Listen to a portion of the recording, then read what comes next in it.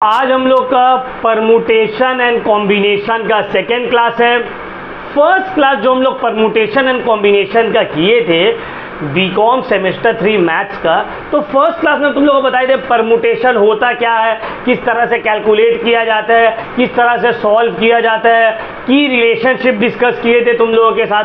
But आज जो class हम लोग करने वाले हैं वो इम्पॉर्टेंट है। इसलिए इम्पॉर्टेंट है कि आज हम लोग स्टेटमेंट फॉर्म वाला क्वेश्चंस करेंगे जो एग्जाम में आया हुआ है, स्टेटमेंट फॉर्म में जो रहता है। ठीक है, तो आज हम लोग थोड़ा और एडवांस लेवल वाला क्वेश्चन करेंगे। बट हाँ, फर्स्ट क्लास समझना बहुत ज़रूरी है। अगर किसी को फर्स्ट क्लास समझ में नहीं आ रहा है तो आज का क्लास उसको समझ में नहीं आएगा, क्योंकि लाइन बाय लाइन जाना होगा ना। तो आज हम लोग क्वेश्चन स्टार्ट करते हैं। ठीक है, तो चलो क्वेश्चन लिखो। तो परमुटेशन का हम लोग प्रॉब्लम्स वाला क्वेश्चन लिखते हैं। चलो क्वेश्चन लिखना स्टार्ट करो। There are 10 stations in a railway line, full stop. What will be the number of different journey tickets required? What will be the number of different journey tickets required? अब question को समझते हैं, solve तो हो जाएगा एक line में। देखो, ये एक रेलवे स्टेशन है, ठीक है, देख रहे हो, ये एक रेलवे लाइन है। अब ये रेलवे लाइन में ए से मान लो बी तक का डिस्टेंस है। ये ए से बी तक का जो डिस्टेंस है, इसके बीच में 10 स्टेशन है। कितना स्टेशन है? 10 स्टेशन है, ठीक है ना। 1 2 3 4 5 6 7 8 9 10। तो ए से बी डेस्टिनेशन है, स्टार्टिंग से एंडिंग, और इसके बीच में कितना स्टेशन है? 10। अब एक आदमी कोई भी स्टेशन से चढ़े या कोई भी स्टेशन से उतर सकता है ना। 1 से चढ़ के 2 में उतर जाए, 3 में उतर जाए, तो टिकट प्रिंट होगा ना। 1 से 2 का, 1 से 3 का, 1 से 4 का, 1 से 5 का, फिर 2 से 3 का, 2 से 5 का। समझ में? तो तुमको बोला कितना टिकट्स रिक्वायर्ड है, बताओ कितना टिकट्स बनेगा, कैलकुलेशन हो पाएगा? समझ में आया मेरा क्वेश्चन बोलने का मतलब? मान लो तुम पार्क सर्कस से जा रहे हो कैनिंग, अपना पार्क सर्कस से कैनिंग जा रहे हो, और पार्क सर्कस से कैनिंग के बीच में 10 स्टेशन पड़ रहा है। अब तुम पार्क सर्कस से उठ रहे हो और कैनिंग तक एंड होगा ट्रेन। अब इसके दौरान 10 स्टेशन है, तो टिकट काउंटर में टिकट रहते हैं ना भाई, पार्क सर्कस टू मल्लिकपुर, पार्क सर्कस टू कैनिंग, समझ में आ रहा है, पार्क सर्कस टू सुभाष ग्राम। तो ऐसे 10 स्टेशन है। अब एक आदमी अगर एक ही स्टेशन से चढ़ सकता है और एक ही स्टेशन में उतर सकता है, तो कितना अलग अलग स्टेशन का टिकट प्रिंट होगा, ये निकालने बोला। अब देखो कितना टेंशन वाला क्वेश्चन है, एक बार में सॉल्व हो जाएगा, एक लाइन में। परमुटेशन यूज करके हम लोग एक लाइन में इसको सॉल्व कर देंगे। तो देखो इधर देखो क्वेश्चन का सुन, एन कितना है? एन है 10, मतलब चॉइसेस। टोटल कितना चॉइस है? 10 स्टेशन है। एक टिकट में कितना प्रिंट होगा, कितना स्टेशन होगा? 2। एक आदमी एक स्टेशन से उतरेगा और दूसरा स्टेशन में चढ़ेगा, एक से चढ़ेगा दूसरा में उतरेगा। ऐसे तो ये ना कि एक में चढ़ गया और 2 स्टेशन में उतर गया, उतरेगा भी एक ही में, चढ़ेगा भी एक से। तो चॉइस कितना है? 2। एन टोटल ऑप्शन, एक में चढ़ के 10 में उतरो, एक में चढ़ के 9 में उतरो, एक में चढ़ के 8 में उतरो, 2 में चढ़ के 3 में उतरो, 2 में चढ़ के 1 में उतरो, 2 में चढ़ के 9 में उतरो। एक बार में तुम सिलेक्ट कितना कर सकते हो? 2 स्टेशन। तुम टिकट लेने जाते हो तो बोला भाई पार्क सर्कस टू कैनिंग, तुम बोलते हो भाई पार्क सर्कस टू कैनिंग और फिर टू मल्लिकपुर। नहीं, तुम एक बार में 2 ही सिलेक्ट कर सकते हो। ऑप्शन कितना है तुम्हारे पास? एन कितना है? 10। आर कितना है? तो अलग अलग परमुटेशन क्या होगा, क्या सिखाए थे? N P R. तो एन है 10 पी 2। क्लियर हुआ? इसको सॉल्व करेंगे तो कैसे सॉल्व हो जाएगा? 10 factorial divided by 10 minus 2 factorial. इसको सॉल्व करेंगे तो 10 into 9 into 8 factorial divided by 8 factorial, 8 8 cancel, 10 into 9 90। Total कितना डिफरेंट टिकट जर्नी होगा? 90। Clear point? समझ में आया? तो उसको डायरेक्टली भी हम समझा सकते थे, बट थोड़ा डायग्रामेटिक वे में समझाए ताकि तुम लोग को और क्लियर हो जाए कि किस तरह से ये सॉल्व होगा। समझ में आया?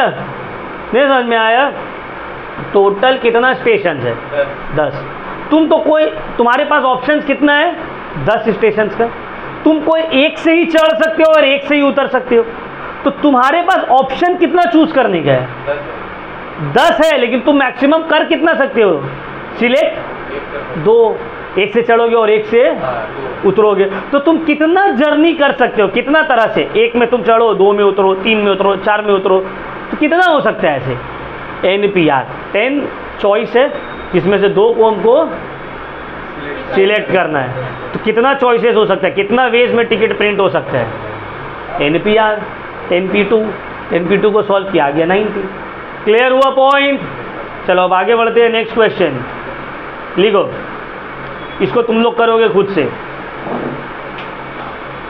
लिखो क्वेश्चन लिखो। There are 30 station in a railway line. 13 ठीक है। There are 13 station in a railway line, full stop. What will be the number of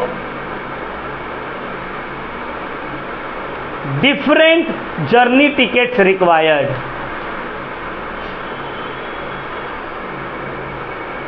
बोलो, बना लोगे तो आराम से एकदम, यहाँ 10 की जगह बस 13 है। अब देखो क्वेश्चन में, हाँ कितना होगा? गलत,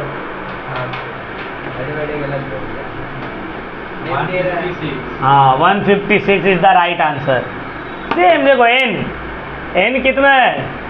यहाँ एन हो गया 13 टोटल स्टेशन, लेकिन तुम सिलेक्ट तो अभी भी 2 ही करोगे ना। 100 स्टेशन भी क्यों ना रहे, तुम तो सिलेक्ट 2 ही करोगे। NPR 13P2 13 factorial divided by 13 minus 2 factorial, तो हो गया 13 into 12 6 into 11 factorial divided by 11 factorial, तो 11 फैक्टोरियल कैंसिल हो गया, 156 आंसर। ठीक है ना? अब देखो ये सब कैसे सॉल्व हो गए, ऑलरेडी हम फर्स्ट क्लास में बहुत डिटेल में डिस्कस कर दिए। ठीक है ना? तो जो सेकंड क्लास में डायरेक्टली आ रहे हैं उसको चाहिए था कि फर्स्ट क्लास में पहले देख ले। अगर सर ये NPR से 13P2 कैसे आ रहे हैं, सब ऑलरेडी फर्स्ट क्लास में डिस्कस किया हुआ है बाबू। ठीक है ना? चलो नेक्स्ट क्वेश्चन लिख दो। ये थोड़ा जो है अच्छा क्वेश्चन है, लिखो। द वर्ड संडे, क्वेश्चन लिखो। The word Sunday, SUNDAY, Sunday लिख दिए। अब लिखो A, how many permutations can be made? A, Sunday word दिया हुआ है। अब number A, how many permutations can be made?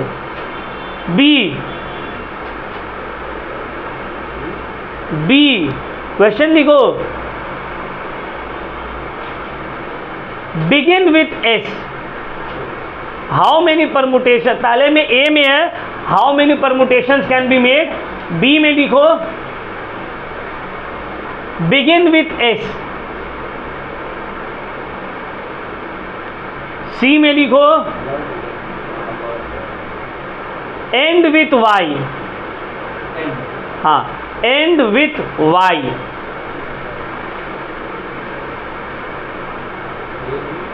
D में लिखो begin with S and and with Y,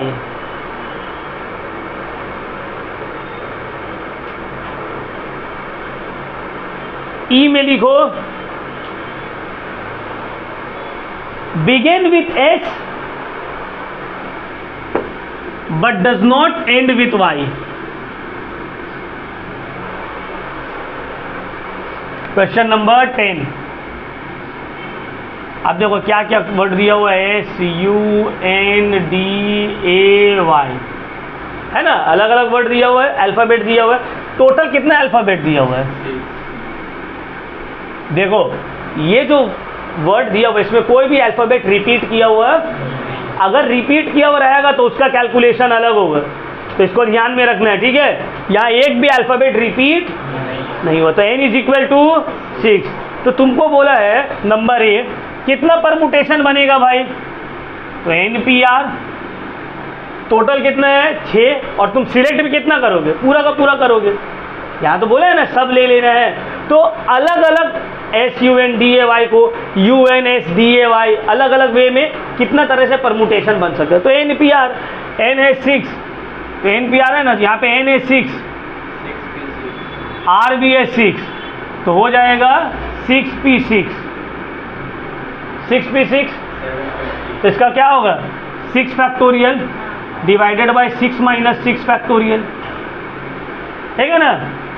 तो यहाँ 0 हो गया, तो 6 factorial into 6 into 5 into 4 into 3 into 2 into 1 कितना आ रहा है 720 वेज। पहला वाला सॉल्व कि भाई संडे का वर्ड्स यूज़ करके, अल्फ़ाबेट यूज़ करके हम 720 तरीक़ा से लिख सकते हैं इसको। क्लियर हुआ पॉइंट 6P6। दूसरा में थोड़ा दिमाग को हटाना पड़ेगा, बोला बिगिन विथ S, देखो SUNDAY, बोले स्टार्ट अगर S से होगा तो अब कितना वे में लिख सकते हो तुम, समझ में आ रहा है बात। स्टार्ट S से होगा तो अब तुम इसको कितना वे में लिख सकते हो, ये भी निकल जाएगा। देखो संडे में से S, मान लो घर में 6 आदमी, अब 6 में से एक आदमी आके कुर्सी ले लिया साइड वाला, भाई हम यहाँ बैठेंगे। अब 5 आदमी बचे, 5 आदमी और कुर्सी भी कितना है, तो ये 5 आदमी ये अलग अलग 5 कुर्सी में कितना तरीका से बैठ सकते हैं। तो अब देखो N भी हो गया 5 और R भी हो गया, तो NPR 5P5 मतलब 5 फैक्टोरियल, है ना। अगर NPR N is equal to R तो N फैक्टोरियल हो जाता है, 5 माइनस 5 फैक्टोरियल, ये तो 0 हो जाएगा।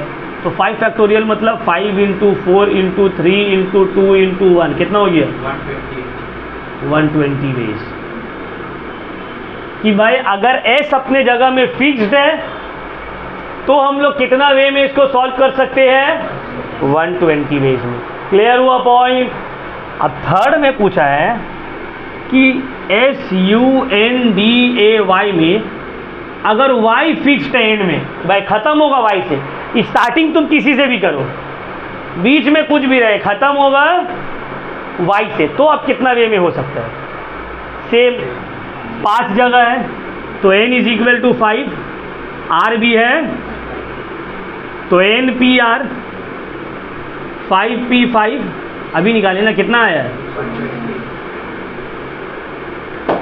120 वेज। क्लियर हो रहा है पॉइंट।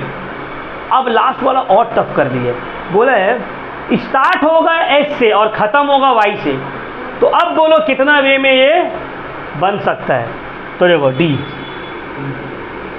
SUNDAY ख़त्म हो रहा है Y से, स्टार्ट होगा S, समझ रहे। तो मान लो उबेर में जा रहे हैं, दोनों खिड़की ऑक्यूपाई हो गया, बीच का सीट बच गया, तो 4 आदमी है, बैठने का जगह कितना है 4, चारों ही बैठेगा।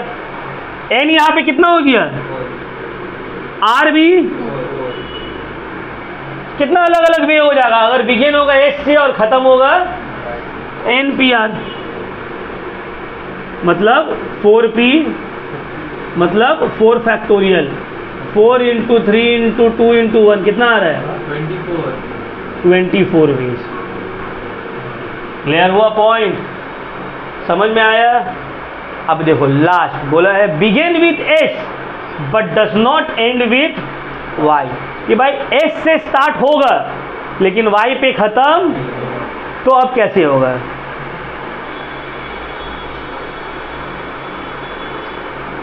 अब ध्यान से समझो बात को।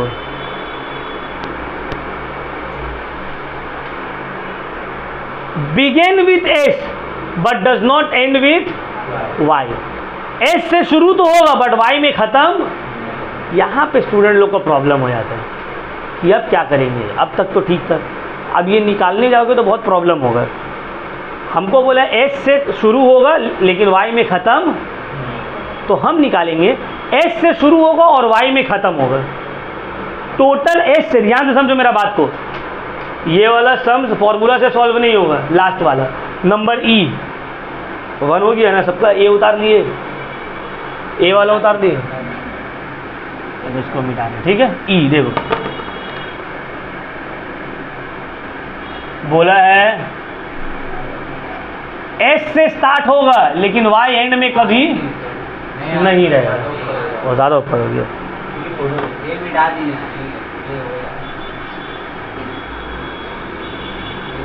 देखो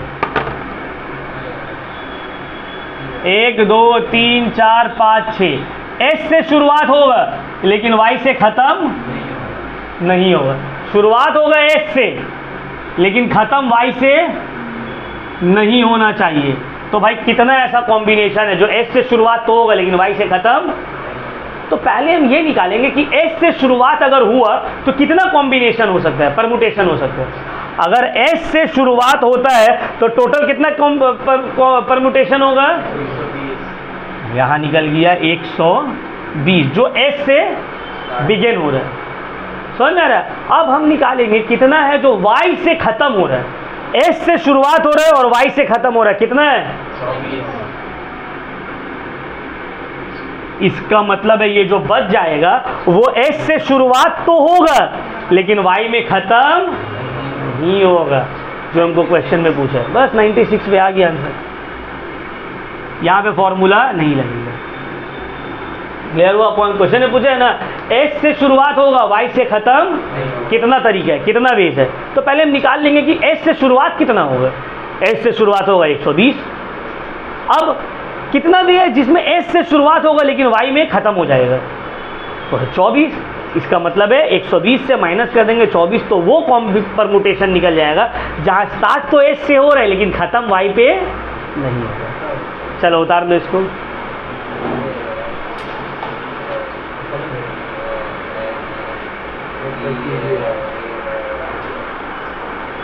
चलो अब एक क्वेश्चन लिख लो, लिखो in how many ways can the letter of the word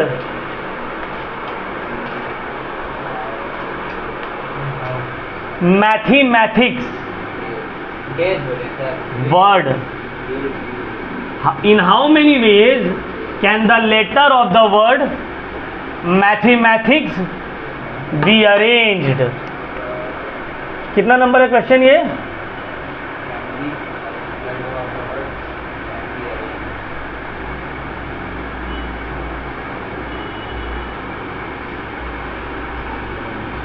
कितना नंबर क्वेश्चन है? 1 2 3 4 है, 14 ही आ रहा है। देखो बोला है ये जो लेटर्स है मैथमेटिक्स वर्ड का, इसको कितना वेज में अरेंज किया जा सकता है ना, कितना नंबर ऑफ वेज में। In how many ways can the letter of the word mathematics be arrange.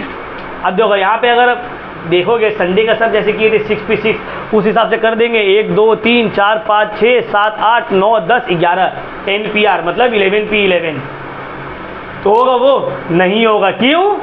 यहाँ पे देखो ध्यान से मेरा बात को, मैथमेटिक्स वाला जो वर्ड है इसमें नंबर रिपीट हो रहा है, तो जब नंबर रिपीट होता है ना तो परमुटेशन निकालने का तरीका में थोड़ा चेंजेस आ जाता है। तो क्या चेंजेस आ जाता है उसके लिए हम लोग देखेंगे, अभी सीखेंगे, ठीक है।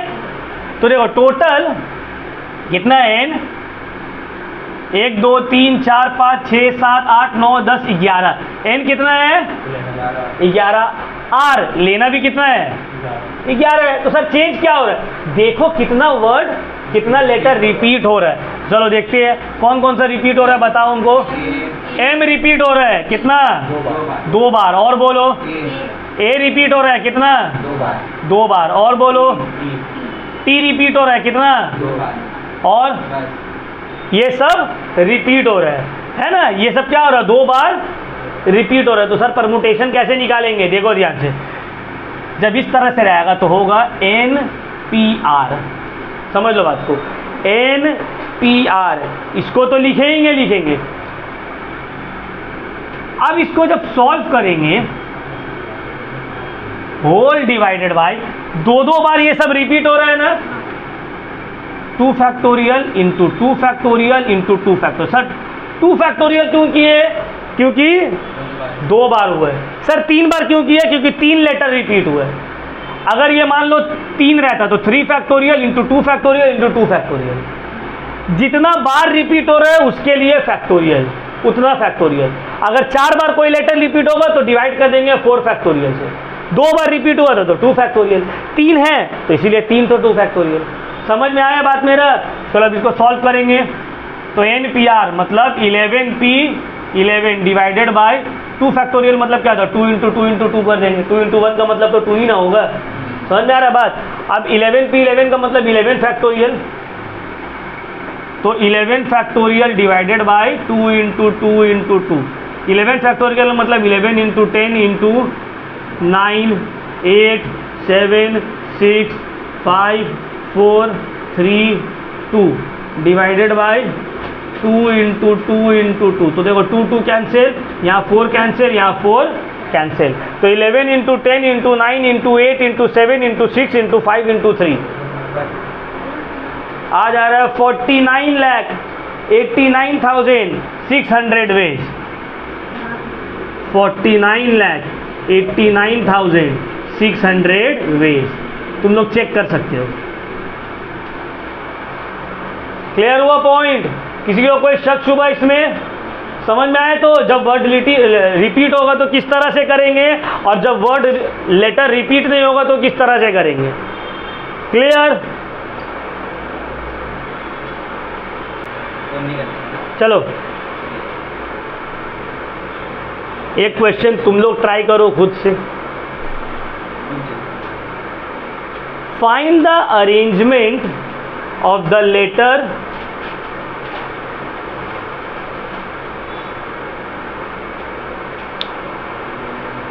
in the word Calcutta. Find the arrangement of the letter in the word Calcutta. CALCUTTA. निकालो।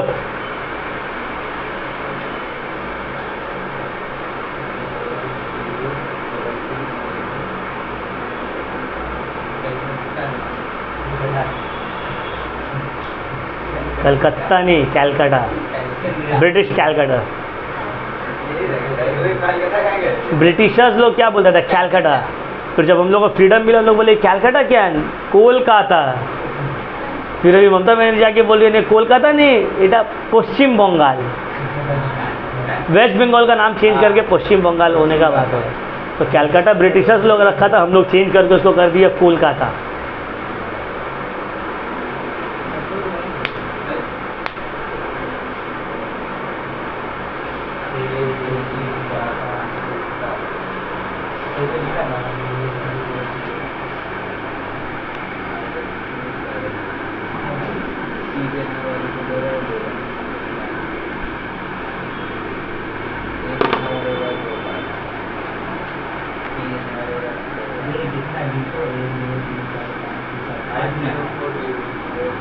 हाँ 5040 इज द करेक्ट आंसर। तो देखो n कितना है, 8। क्या क्या रिपीट हो रहा है, C रिपीट हो रहा है 2 बार, A रिपीट हो रहा है 2 बार, T रिपीट हो रहा है 2 बार। तो ये होगा कैसे, R भी है 8, तो NPR 8P8 divided by 2 factorial into 2 factorial into 2 factorial. ठीक है ना? क्लियर तो पॉइंट? तो 8P8 मतलब 8 factorial, 8 into 7 into 6 into 5 into 4 into 3 into 2 divided by 2 into 2 into 2। तो देखो 2 इंटू 2 4, 4 इंटू 2 8, और डायरेक्ट यहाँ से 8 काट दिया। ठीक है ना? तो 7 इंटू 6 इंटू 5 इंटू 3 इंटू 2 आ गया 5040 वेज। ठीक है ना? चलो एक और।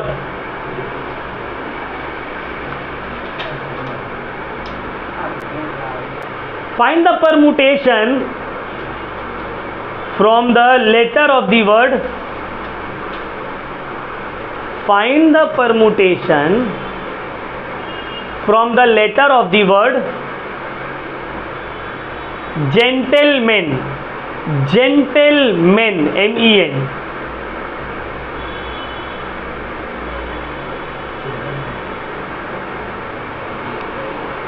जेंटलमैन का स्पेलिंग नहीं पता, उर्दू में लिख के देखा है।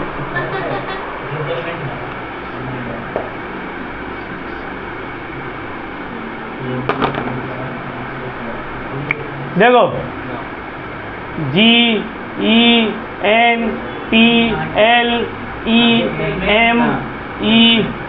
ये N कितना है? N है 1 2 3 4 5 6 7 8 9 नंबर ऑफ टर्म्स। अब रिपीट तो हो रहे, N रिपीट हुआ है 2 बार, E रिपीट हुआ है 3 बार।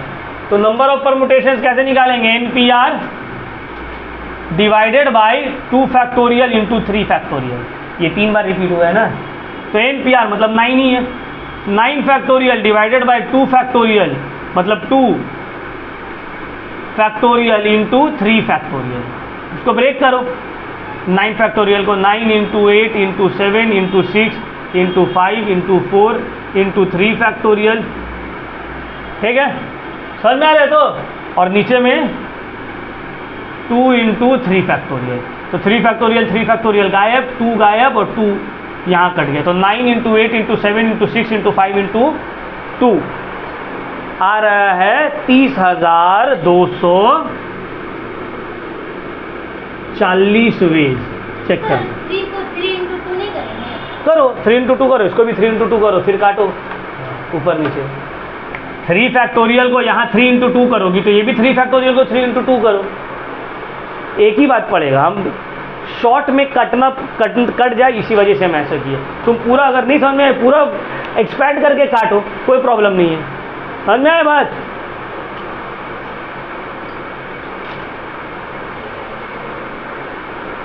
कितना टाइम हुआ चेक करो तो।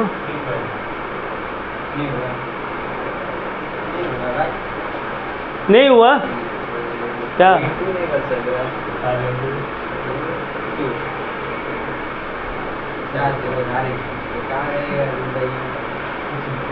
समझ में आया? अभी तक जितना क्वेश्चन कर रहे हैं समझ में आया तो रोहित? चलो तो अब कुछ और, अब लेटर्स वाला कुछ करते हैं। लेटर्स में देखते हैं थोड़ा, लिखो। How many numbers lying between 100 and 1000? How many numbers lying between 100 and 1000 can be formed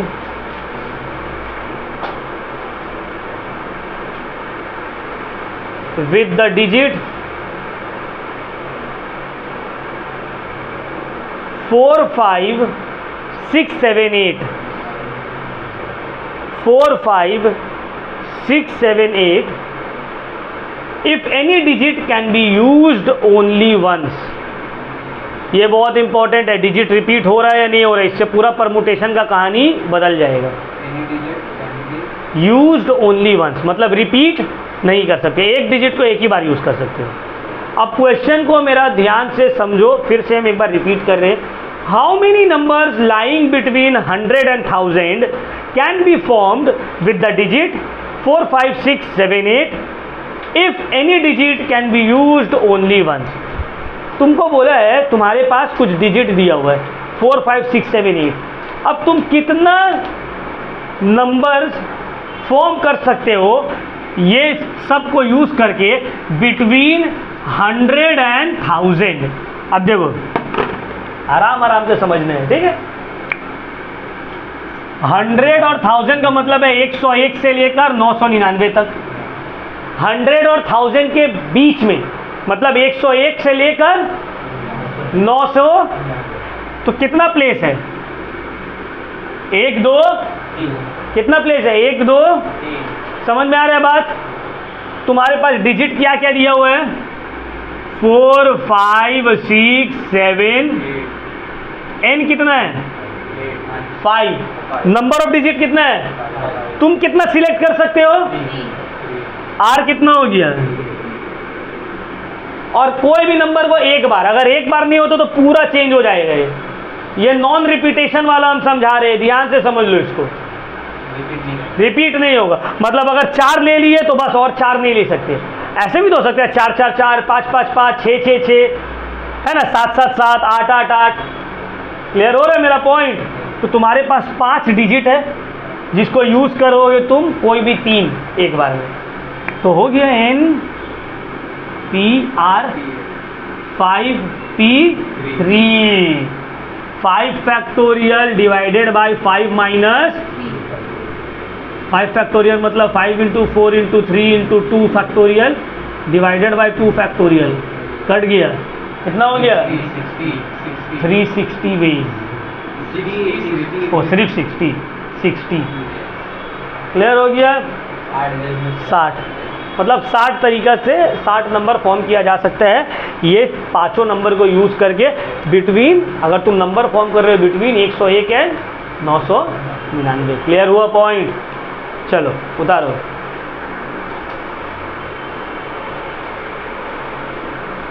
बन जाएगा?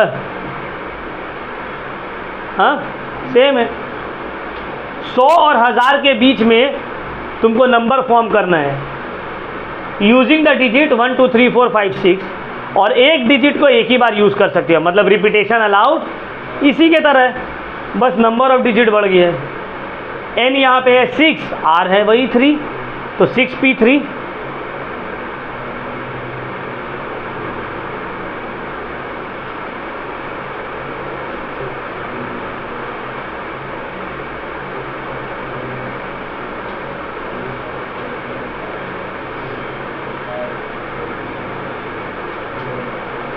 सिक्स इंटू 5 इंटू 4 डिवाइड करने हैं क्या नीचे? देखो रिलेशनशिप बताए थे ना, n p r मतलब n को इंटू कर देना है r तक, 6p3 मतलब 6 को 3 स्टेप पीछे ले जाना है। 6 इंटू 5 इंटू 4 पहला क्लास ऑलरेडी तो सब समझा दिए शॉर्टकट। तुमको थोड़ी लिख के दिखाना है, तुमको तो टिक करना है, गोल करना है। वहाँ स्टेप से क्या लेना देना है? हाँ 120 वेज। हाँ सही है। चलो next question.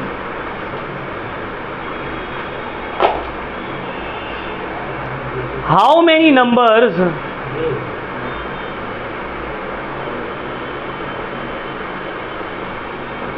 lying between 1000 and 10,000 can be formed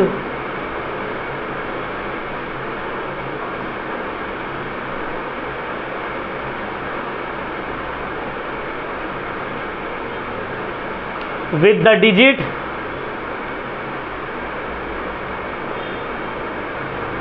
1 2 3 4 5 6 7।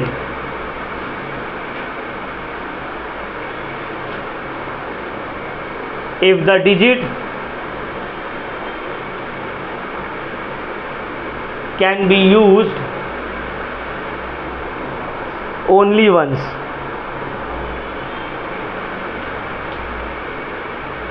यहाँ कितना डिजिट नंबर बनेगा? गलत। 1000 से 10,000 के बीच 4 डिजिट नंबर। यहाँ r कितना हो जाएगा? 4। समझ में आया?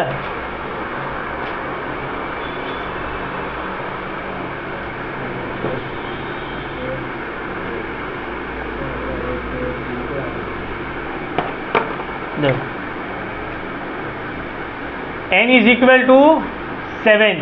1 2 3 4 5 6 7 है ना। r is equal to 4। r 4 क्यों सर? 1000 से लेके 10,000 के बीच में बोला है, तो मतलब 1001 से 9,999, तो 4 डिजिट है ना, समझ में आया? तो हो जाएगा NPR 7P4, मतलब 7 × 6 × 5 × 4 कितना आ रहा है? 840 हो गया। ठीक,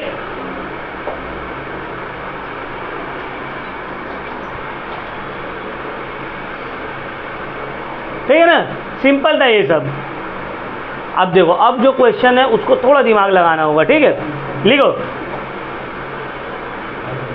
इन how many veg, in how many veg 4 digit number can be formed with the digit 0, 1, 2, 3, 4, 0, 1, 2, 3, 4 without repetition. आज हम लोग सिर्फ विदाउट रिपीटेशन वाला करेंगे, रिपीटेशन वाला नेक्स्ट क्लास, क्योंकि रिपीटेशन वाला सम जो है वो थोड़ा दिमाग लगाने वाला है, थोड़ा कॉन्सेप्चुअल है, ठीक है ना? देखो यहाँ पे बोला 4 डिजिट नंबर फॉर्म करना है यूजिंग द डिजिट 0, 1, 2, 3, 4। अब देखो यहाँ पे भी स्टूडेंट लोग मिस्टेक कर देगा। 4 डिजिट नंबर फॉर्म करना है हमको, 1, 2, 3, 4। मेरे पास ऑप्शन है 0, 1, 2, 3, 4, मेरे पास n है 5। लेकिन सर अगर 4 डिजिट नंबर हम बना रहे तो 0 तो कभी पहले नहीं हो सकता है ना, 0 पहले होगा, 0 पहले हो सकता है, 0 पहले हो जाएगा तो 3 डिजिट नंबर हो गया। अब मान लो हम ऐसे लिख देंगे 0, 10, इसका मतलब है 10 है वो, 0 का कोई वैल्यू स्टार्टिंग में थोड़ी रहता है। तो मतलब पहला वाला जो घर हम भरेंगे इसमें 0 नहीं हो सकता है, तो इसमें हम 4 डिजिट भर सकते हैं। जगह कितना है? 4। यहाँ पे जगह टोटल 4, देखो ध्यान समझो मेरा बात को, जगह कितना है, बैठने वाला कितना है, ठीक है? लेकिन मान लो तुम लोग 5 स्टूडेंट हो, मेरे पास चेयर है 4, लेकिन मान लो उसमें से तुम लोग में से एक जो है कोई बहुत मोटा लड़का है, अब उसको बोल दे कि ये जो है ये चेयर में नहीं बैठेगा, ये टूटा हुआ ये बेटा तोड़ देगा, ये चेयर में वो नहीं बैठेगा। तो मतलब ये जो पहला वाला चेयर है इसमें कितना लड़का बैठ सकते हैं? 4, क्योंकि वो मोटा वाला लड़का को बोल दिया भाई तुम नहीं बैठ सकते। तो पहला वाला में NPR जो है, तो यहाँ n है 4 लेकिन जगह है 1। समझ में आया? तो पहला वाला में क्या होगा? 4P1।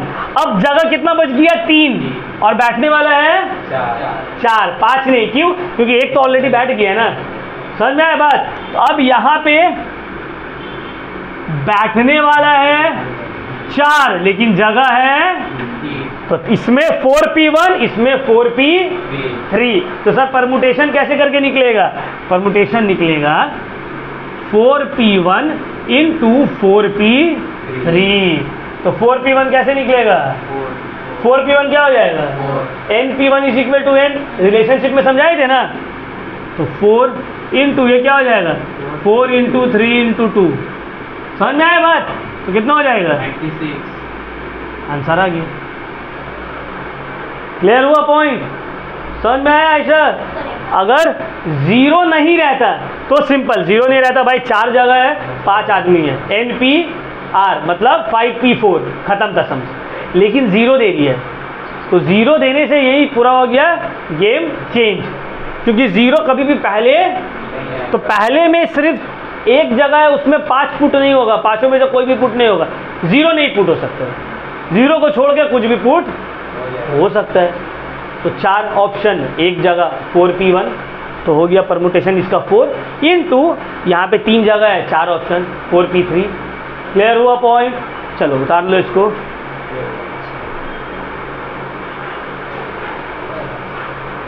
अब आज के लिए last question,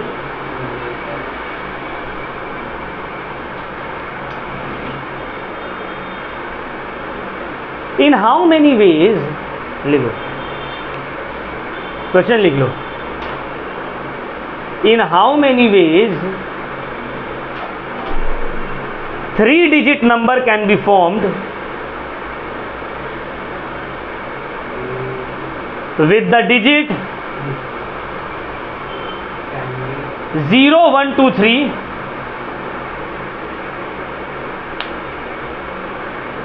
without repetition. 0 1 2 3 without repetition. चलो बना के दिखाओ। 3 डिजिट है यहाँ पे, समझ में आ रहा है बात?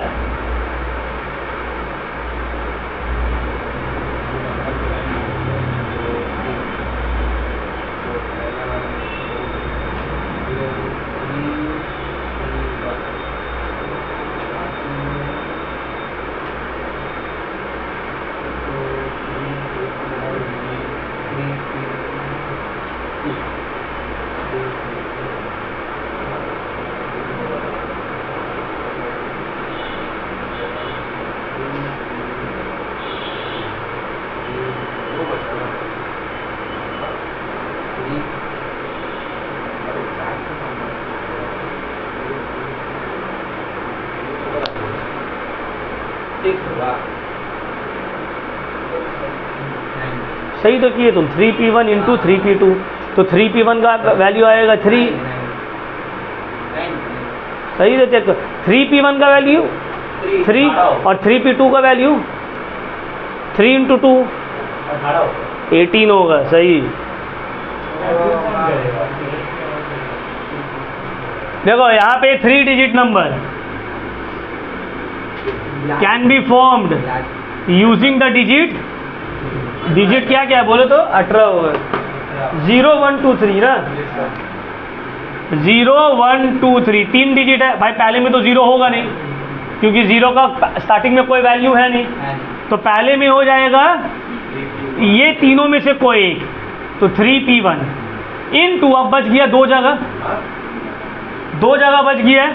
अब इसमें से 3 कोई बचेगा, कोई एक तो आगे चले जाएगा, बाकी 3 तो बच जाएगा। 3 में से 2 पुट होगा, तो 3p1 इंटू 3p2, तो 3p1 का हो जाएगा 3 और 3p2 का 3 इंटू 2, तो आ गया 18 आंसर। ठीक है, तो होप आज का क्वेश्चन सॉल्व हो गया होगा, तुम लोग का क्लियर हो गया होगा। नेक्स्ट क्लास जो है बहुत इंपॉर्टेंट करने वाले हैं। नेक्स्ट क्लास हम करेंगे numbers with R repeated. Repetition जब होगा, समझ में आ रहा है कि मान लो एक 3 डिजिट नंबर है तो मे भी तो ये भी तो लिख सकते हैं 1 1 1 2 2 2 3 3 3। तो जब रिपीटेशन होगा तब क्या होगा सर, तो देख लेंगे जब रिपीटेशन होगा तो किस तरह से होगा। नेक्स्ट क्लास उसको करेंगे सर्कुलर परमुटेशन। कोशिश करेंगे नेक्स्ट क्लास हम लोग परमुटेशन को कंप्लीट कर दें।